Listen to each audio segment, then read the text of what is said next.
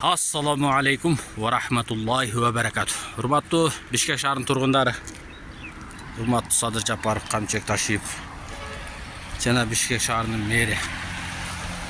Эми biz Allah razı olsun, Sadır Japarov, Tashiyev иштеп атат, болгон күчүн жумшап атат.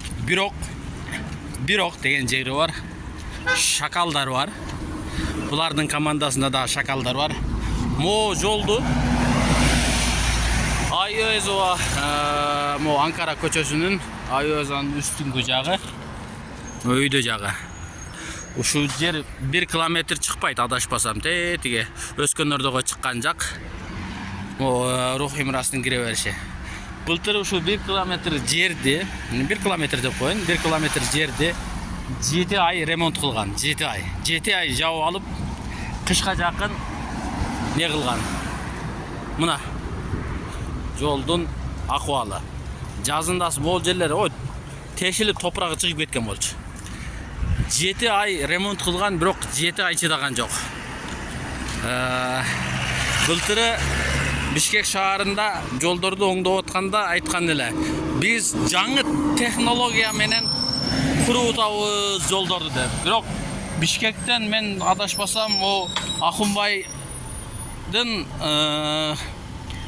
аягын Достоевскийге жетпей, Алматинга ортосун, эконун ортосун ремонт кылган эле. Ал жерден уже лотоктор пайда болуп калган. Толтура лоток мындай айдап кетесиң, лукка түшүп кетесиң, айдап кетип эле лукка түшүп кетесиң. Жаңы технологияларда ошондой лотоктор коюлабы жолдорго билбейм, түшүнбөдүм. Мына былтыр 7 ай 1 километрге жетпеген жерди 7 ай ремонт кылгансыңар. 7 айдын ичиндеги машиналердин аркара туруп жолдон качып айдагандарын көрөсүң. Нара качат, берки жак менен айдаганга болбойт. Качты, бардыгы нара жакка качат. Мына автобустун мына жерден өткөн көрөсүңөр автобустун. Наркы чекеге салат, себеби берки чекеге ортого салганга болбойт, ортолор тешик. Шуларды бүгүн Абалким программасынын алып баруучусу Өткүрбектин айткан сөзү бар экен эле, Ташиевдин айткан сөзүн эске салды. Адамдарга адамча, айбандарга айбанча мамиле кылабыз деп. Могу жанакы бир министрдин 100 квартирасы болуп атпайбы? Могу жолдон канча адам канча квартира алды экен билбейм. Караш керек. Мына жолдун акыбалы мына.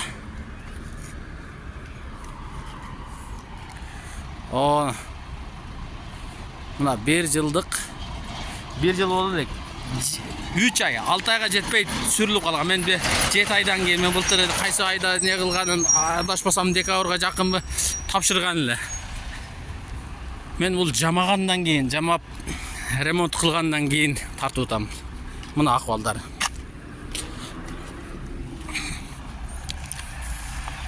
Мына жолдун акыбалы. Мына азыр нары качат. Мына жерлердин жаңы 1 километр жолду 7 ай ремонт кылган, бирок ал жолу 7 айга жетпей мурунку акыбалына түшүп калган.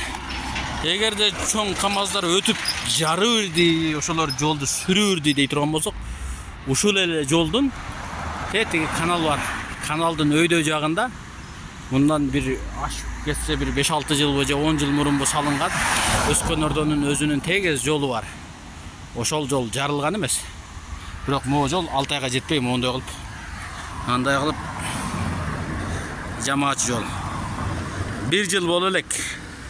Бул уже 1 жылдан кийин уже бул поезд келет бул жолдон. Тетиги дөңгөлөктү коюп койгон. Мына аялдаманы мындай кылган, бир аз киргизген эмес, болгон жерине ошо боюнча коюп койгон. Мына лотоктору уже урап баштаган.